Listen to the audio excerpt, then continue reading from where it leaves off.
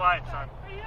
I don't know the full story of this video, because I've seen a lot of other videos where people are like, oh, that person stole a magic band and they're trying to use somebody else's magic band to get into the park, which makes sense. I understand that. But I also think that there's something else that's devious happening in this video.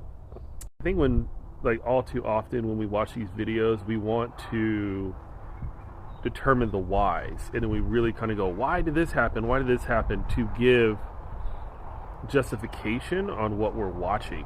We want to justify why the cast member is crying. We want to justify why this old couple is being awful guests at parking. Wish I knew the full story, but I will discuss the story that is being told to me from this video itself.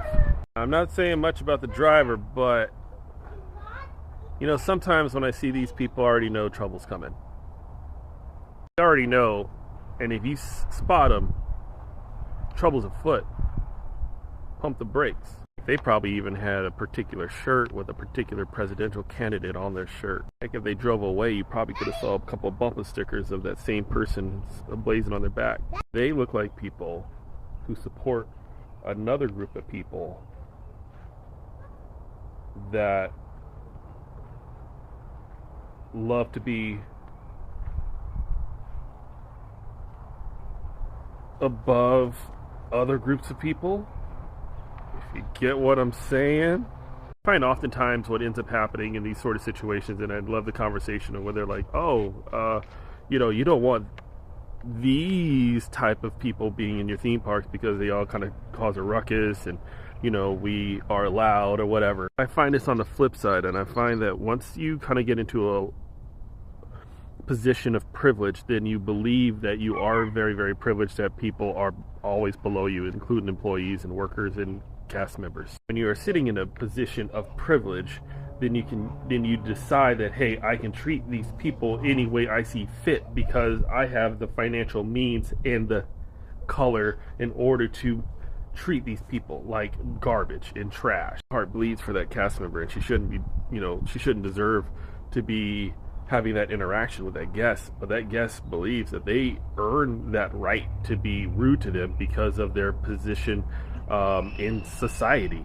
It sucks. It sucks. This is kind of where my brain goes just watching that video. They see themselves up here and they see the cast members down below. So it's okay to be rude to that cast member, and that's probably not an isolated incident. Had they gone into the park, they would have had several interactions, bad interactions happening over and over and over again until cast members are like leaving and, you know, they're in mental breakdown mode. We're nearing the point where we are bad customers, and a lot of people are bad customers. And I don't think that we're going to ever get out of this pool of being bad customers, at least for another 2 weeks. Scratch that. Until maybe February 1. Let's wait till after January 6th of 2025, if you know what I'm saying.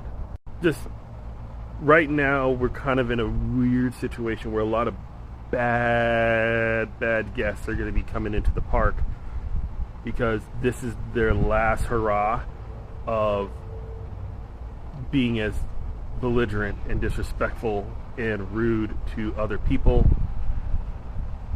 before that shit shuts down immediately. But again, I'm just talking the story of the video.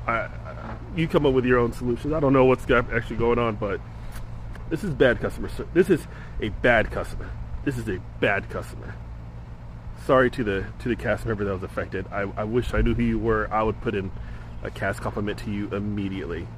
But bad customers all around.